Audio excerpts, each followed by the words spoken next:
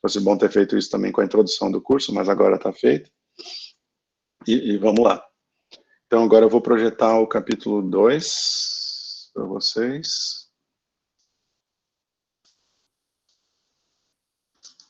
Pessoal, dúvidas, podem ir perguntando, tá? De novo, a recomendação aí é de leitura, né, do capítulo 2. A princípio eu não coloquei a mesma nota aqui, mas a gente vai ver agora, começar a ver agora o capítulo 2, né, até as 9h30. E eu estou tentando usar ao máximo esses horários aí para a gente se prevenir aí para qualquer queda de energia ao longo do curso, as coisas. Então, tentar deixar a coisa bem adiantadinha aí para a gente não perder tempo, tá? E aí, se nada acontecer, sobra mais tempo para a gente fazer exercícios aí nas aulas e vocês treinarem mais, tá bom? Bom, então no capítulo 2 a mesma coisa, recomendo a leitura. Aqui na nota de aula tem só um resumo daquilo que a gente está seguindo, né? Mas a gente está seguindo exatamente o conteúdo do capítulo 2 do Fox, tá? Bom, então a gente já estudou a definição de fluido no capítulo 1.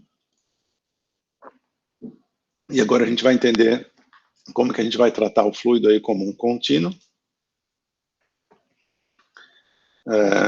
Deixa eu colocar aqui a caneta. Então, a princípio, a gente vai... o principal desse slide aqui é falar para vocês que a gente vai estudar a mecânica dos fluidos da forma integral, né? Então, se a gente vai estudar a mecânica dos fluidos da forma integral, e mesmo que a gente fosse estudar da forma diferencial, a gente estuda a mecânica dos fluidos, tanto em MACFLU 1 quanto em MACFLU 2, a gente não entra num volume de controle pequeno o suficiente para ser afetado pelo tamanho aí das partículas, das moléculas, essas coisas, né? Logicamente, isso aí é um estudo mais de física, comportamento de fluidos, em volumes muito pequenos e tal. Para a mecânica dos fluidos, tanto 1 quanto 2, quanto 99,9% dos problemas que vocês vão ver relacionados à mecânica dos fluidos, eu estou assumindo que o volume mínimo que eu vou estudar é suficiente para ter um comportamento médio semelhante para o fluido. Por exemplo, então, se eu pegar aqui uma massa de fluido desenhado por essa figura A, que a gente está vendo na esquerda, um volume aqui de fluido, se eu for estudar um problema diferencial desse fluido, por exemplo, e eu for descendo esse volume até um volume muito pequeno, que eu vou chegar nesse volumezinho aqui, certo? Que é o suficiente para a gente descrever as equações de forma diferenciais, que a gente vai ver daqui a pouquinho, certo? Eu estou assumindo que eu vou descer até, no máximo, esse volume aqui. Ou seja, se eu começar a descer abaixo desse volume, eu começo a ser afetado aí pela a massa específica, que é massa sobre volume, ela vai ser afetada pelo tamanho aí das partículas, tal. Mas a gente não está chegando nesse nível, ou seja, a partir de um certo nível, eu tenho aqui uma massa específica que é constante, tá? Então, a gente está falando que a gente está estudando um fluido que é liso e suave, certo? Ele é contínuo, a gente não vai estudar a natureza molecular aí do coisa, né? Não é o nosso foco, certo? E que a massa específica, certo? Que é dada aqui por esse... Aliás, deixa eu pegar aqui, está cortando um pouquinho. Só um minutinho, que acho que aqui está cortando.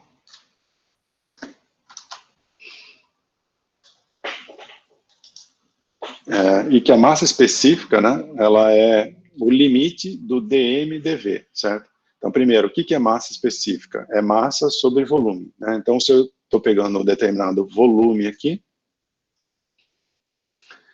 e dividindo essa massa que está dentro desse volume de controle pelo próprio volume, eu tenho a massa específica, certo? Então, se eu for descendo, diminuindo esse volume, a massa específica é uma propriedade que ela é função da posição, x, y e z, certo? E do tempo, né? Assim como várias outras, que a gente vai ver aqui na frente, né?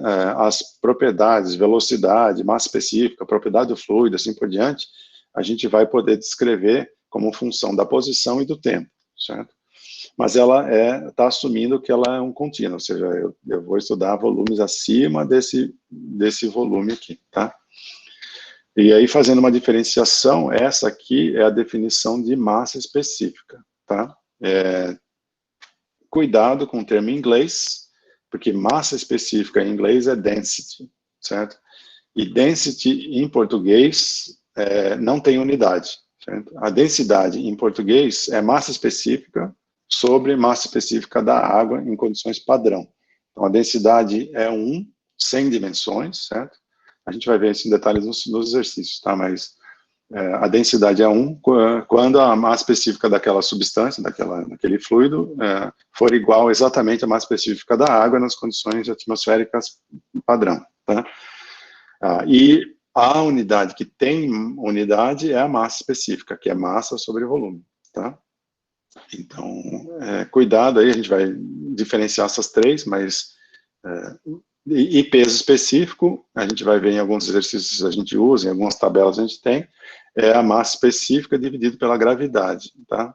Então, isso depois tudo a gente vai diferenciar aí, mas para a gente não faz muita diferença, né? Porque as três estão relacionadas, né? Mas uma está dividida pela massa específica da água e a outra pela gravidade. Então, a gente vai ver esses três conceitos aqui quando a gente estudar a conservação de massa em detalhe, tá? Mas toda vez que a gente estiver falando de ρ, que a maioria dos problemas a gente vai estar relacionado ao ρ, é massa específica e não densidade, tá? A confusão maior é quando vocês forem ler algum livro em inglês, porque lá ele se refere a density, que é a tradução de massa específica, tá bom? Bom, assim como a massa específica é função, assim como qualquer outra propriedade do fluido é a função da posição e do tempo, a gente também tem o campo de velocidade, né? Logicamente, a gente está estudando fluido em movimento, é muito importante a gente entender o campo de velocidade, certo?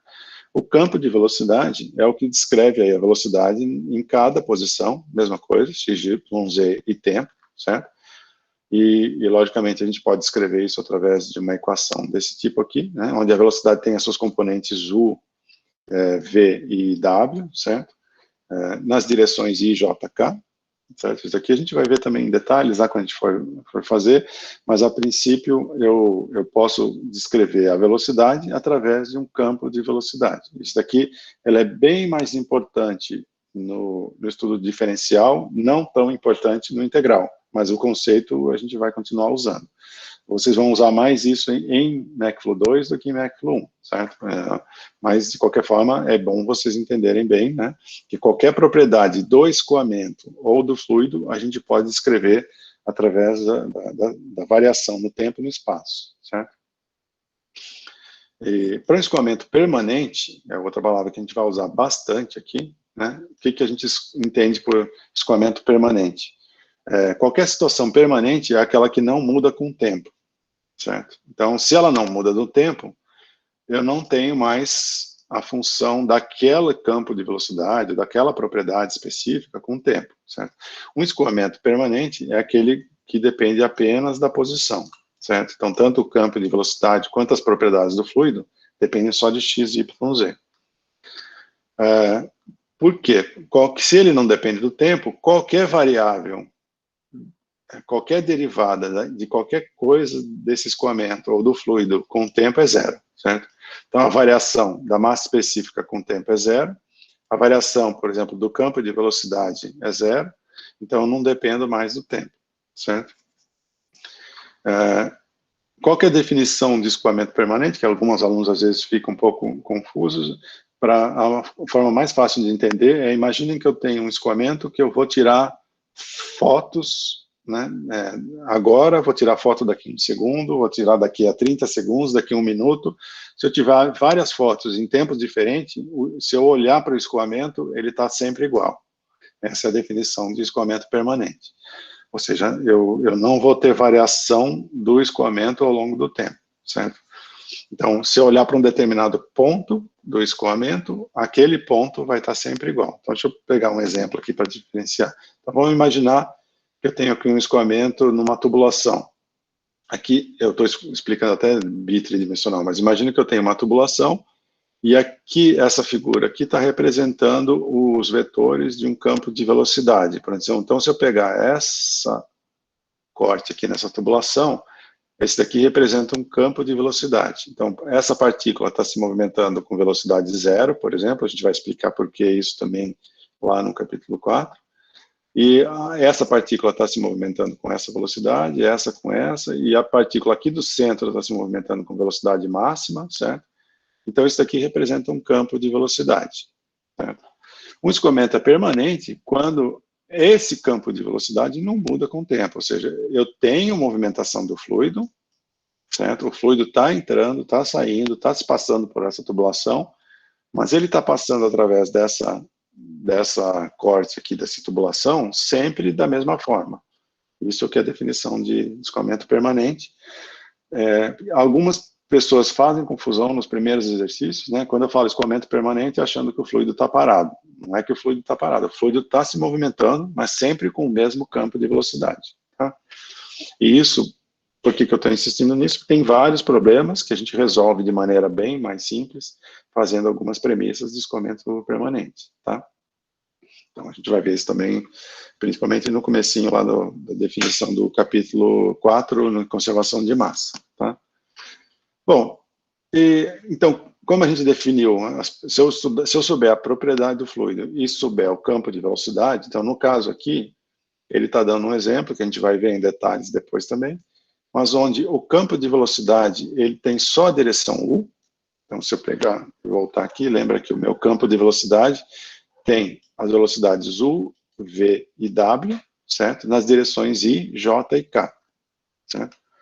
Então, aqui ele está dizendo que o meu campo de velocidade é um campo de velocidade que só tem a U, ou seja, eu não tenho velocidade na direção vertical aqui, e eu nem tenho velocidade na direção transversal à tela aqui, certo? Ou seja, se eu soltar uma partícula, ela vai se movimentar somente na direção X, certo? Então, se eu tiver uma condição desse tipo, eu consigo descrever o meu escoamento através de uma equação onde o campo de velocidade é dado, isso aqui é zero, isso aqui é zero, isso aqui eu não preciso mais usar, né, porque só tem uma direção, ele vai ser dado só pela velocidade u. Então, esse é um exemplo onde eu estou descrevendo um campo de velocidade. Eu posso ter um campo de velocidade numa direção só, posso ter em duas, posso ter em três, e aí eu vou ter que resolver os problemas através desse campo de velocidade. Tá? Então, a princípio, essa é a descrição aí de campo de velocidade e de escoamento uni, bi, tridimensional. Ou seja, se eu descrever a equação de campo de velocidade usando os vetores I, J, K, aí eu tenho tridimensional. Se eu tenho só I, J, eu vou ter bidimensional. Se eu só tenho I, é unidimensional. Tá?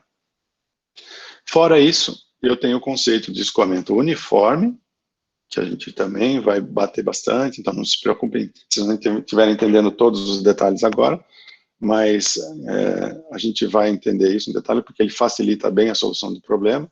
Então, vamos supor que eu tenho esse fluido aqui, e eu estou estudando, e eu sei, eu vou provar para vocês mais para frente, que aqui eu tenho um escoamento com campo de velocidade parabólico aqui, eu vou explicar depois por que ele é parabólico, né, direitinho para vocês, mas, a princípio, se eu tiver um escoamento dentro dessa tubulação, ela vai obedecer um perfil desse tipo, onde as partículas do centro vão se movimentar com velocidade maior e as partículas do canto com velocidade menor, certo? Então ele tem um escoamento tipo parabólico.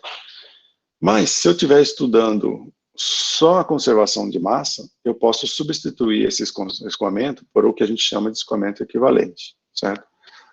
Ou seja, a massa que está passando por essa superfície aqui, ela vai ter que obedecer esse escoamento. Eu vou calcular isso aqui. Eu posso substituir isso por um escoamento desse tipo com um escoamento uniforme, ou seja, todos os vetores aqui são da mesma grandeza, e equivalente. Equivalente em termos de massa, por exemplo. Então, a massa que está passando por aqui é exatamente a massa que está passando por aqui, certo?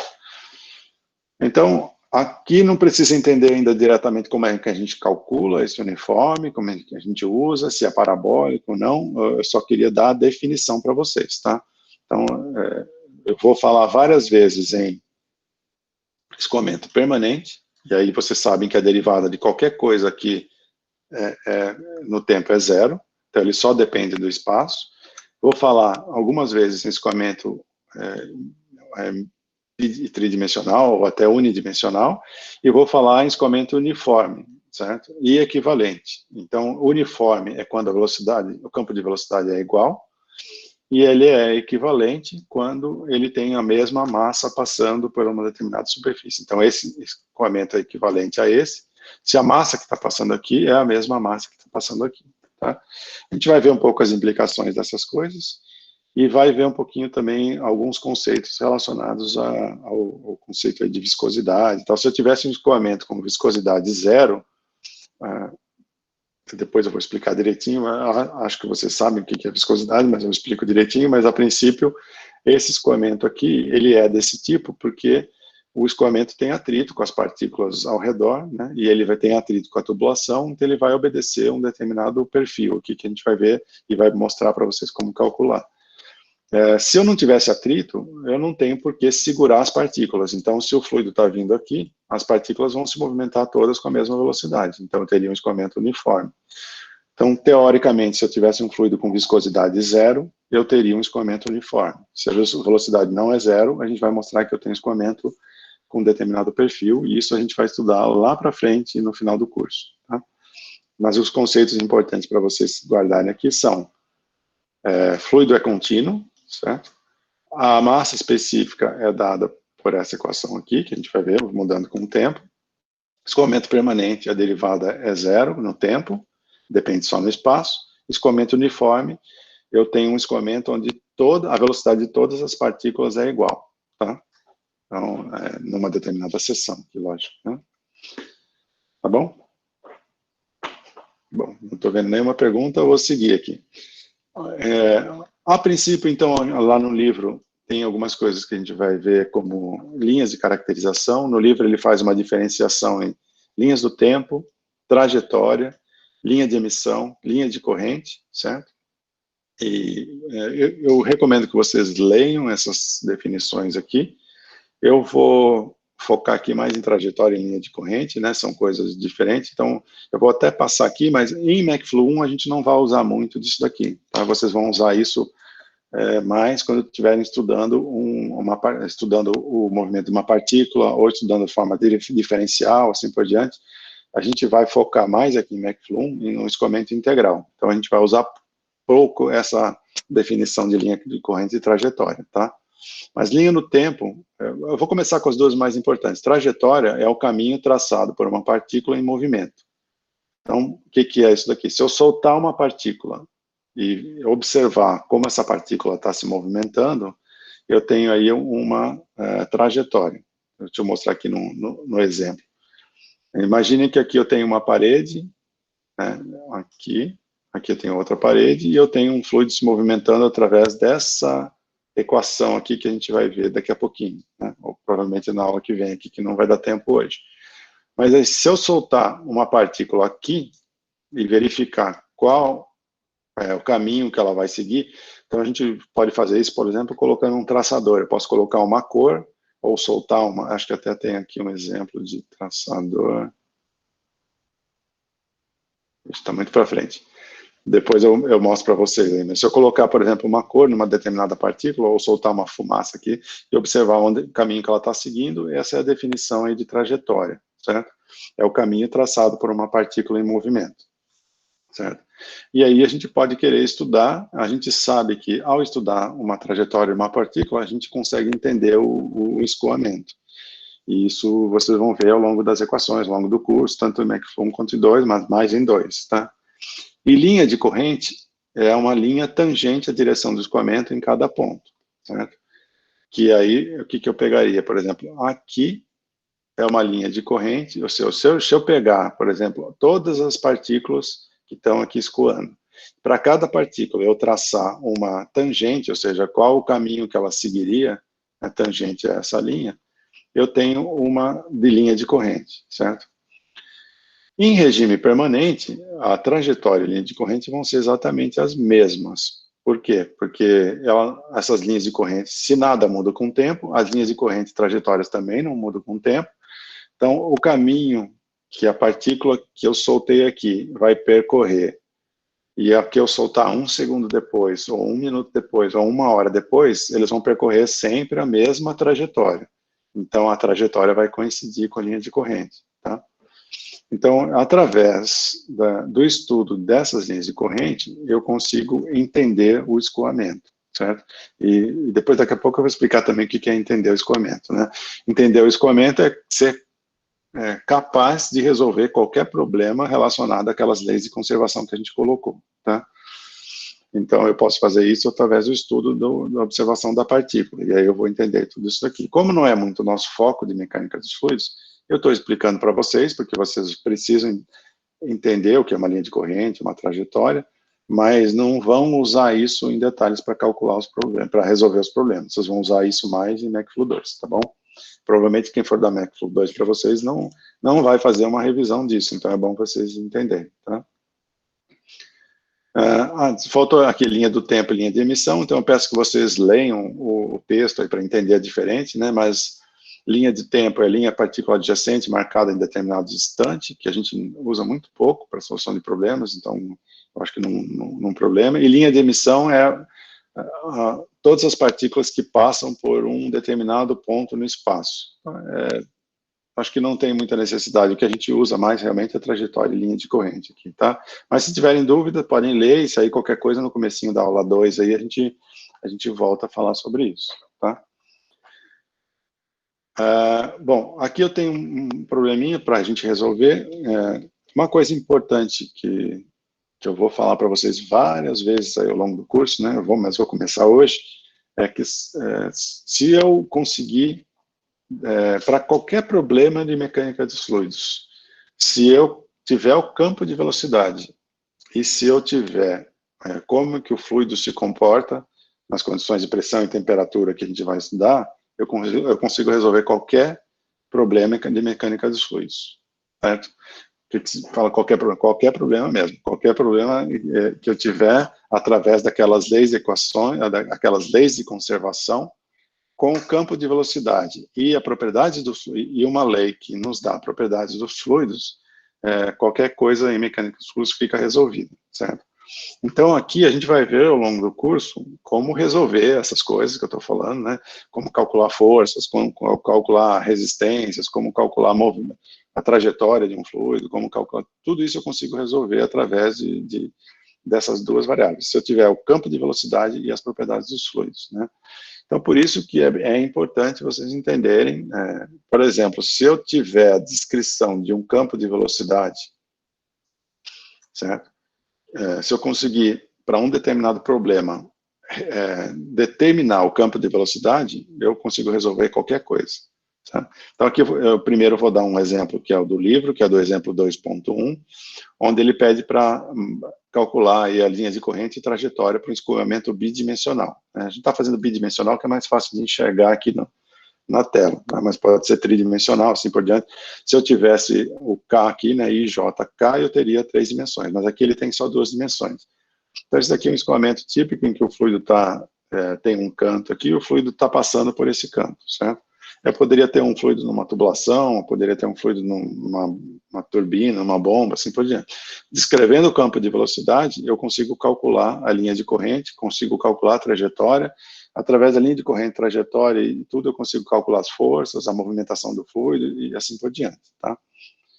Mas aqui a gente está focando em calcular a linha de corrente e trajetória. Então, ele está pedindo primeiro qual que é a equação de linha de corrente, certo? Nesse plano XY.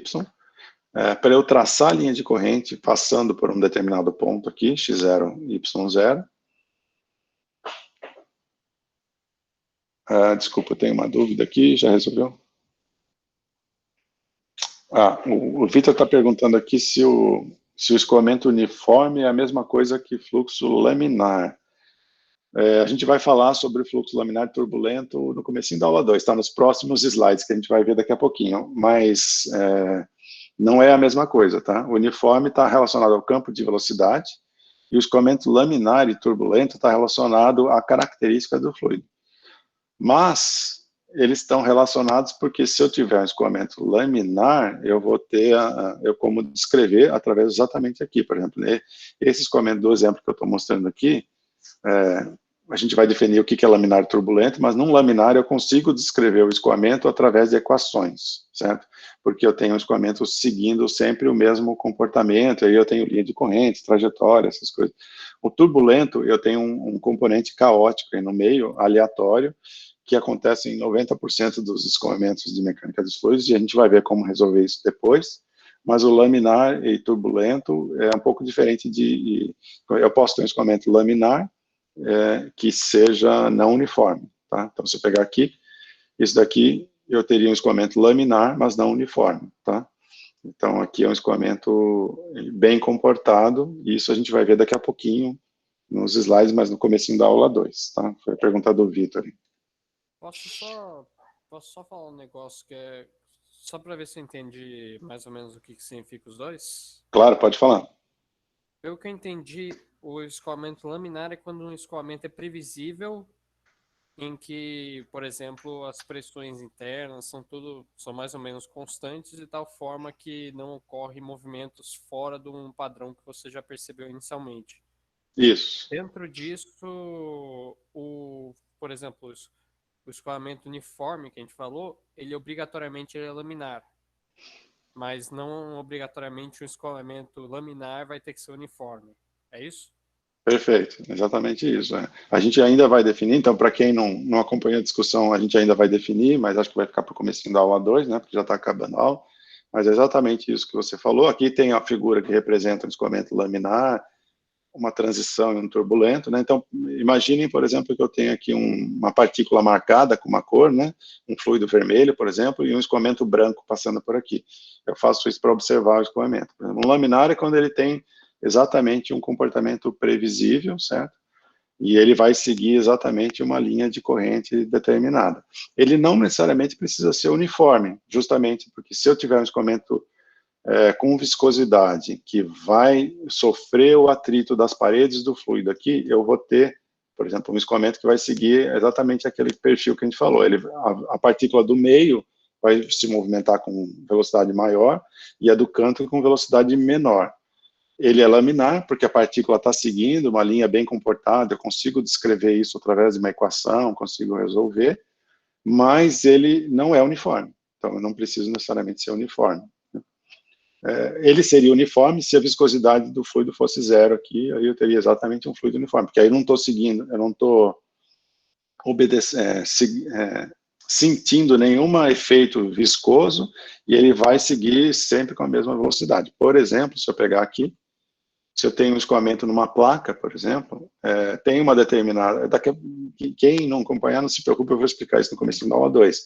Mas, por exemplo, aqui, no escoamento de uma placa, eu tenho um escoamento que pode ser laminar, ou seja, as partículas estão indo só na direção X aqui, eu tenho uma velocidade com um perfil bem determinado, aqui perto da placa a velocidade é zero, exatamente na placa, né? Perto da placa a velocidade é pequena, e aí, aqui eu vou seguir sentindo pouco o efeito de viscosidade, porque ele está longe da placa e ele não sente esse efeito do atrito com a placa. Então, aqui ele é uniforme, aqui ele é não uniforme, mas ele todo é laminar, certo?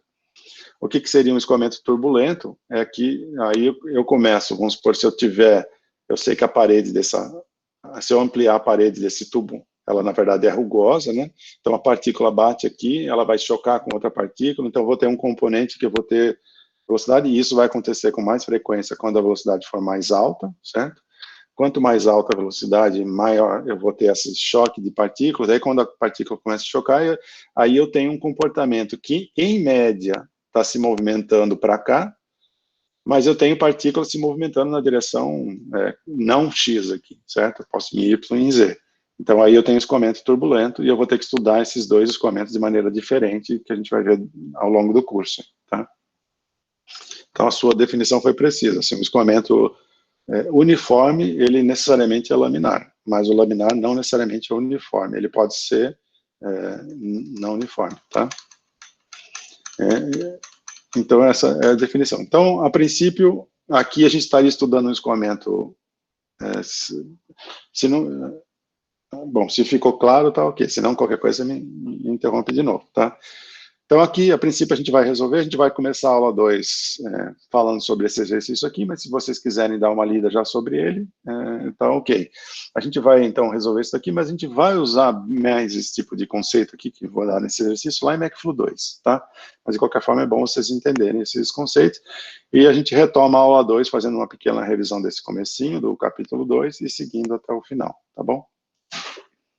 Bom, foi uma visão geral aí do curso, né, sobre o que a gente vai ver aí no curso, espero que tenha ficado claro até aqui, e a aula está encerrada, eu vou terminar a gravação, mas se vocês tiverem dúvidas e quiserem ficar online e perguntar alguma dúvida aí depois da aula, eu vou ficar mais alguns minutos aí, se todo mundo desligar, porque não teve dúvidas. Então, novamente, eu recomendo para vocês darem uma lida nos capítulos do Fox, e darem uma olhada aí no material. O material eu vou procurar colocar sempre com antecedência para vocês, para já, se quiserem olhar antes da aula, ou irem acompanhando aí e fazendo anotações conforme eu for dando a aula, tá ok, tá bom? Esse exercício está no livro? Sim, esse exercício está lá no livro. Esses que eu estou dando aqui hoje estão resolvidos no próprio livro, no próprio capítulo, tá? Então vocês podem dar uma olhada, e depois na lista de exercícios e no final do capítulo, e na lista sugerida que o Henderson vai colocar para vocês, acho que ele já colocou o primeiro aí, ou vai colocar, tem alguns escolhidos, né, para vocês não terem que fazer todos, aí tem alguns escolhidos que são importantes, tá bom? Então, beleza, pessoal, obrigado pela atenção, até segunda-feira, né, se tudo der certo, e fiquem bem.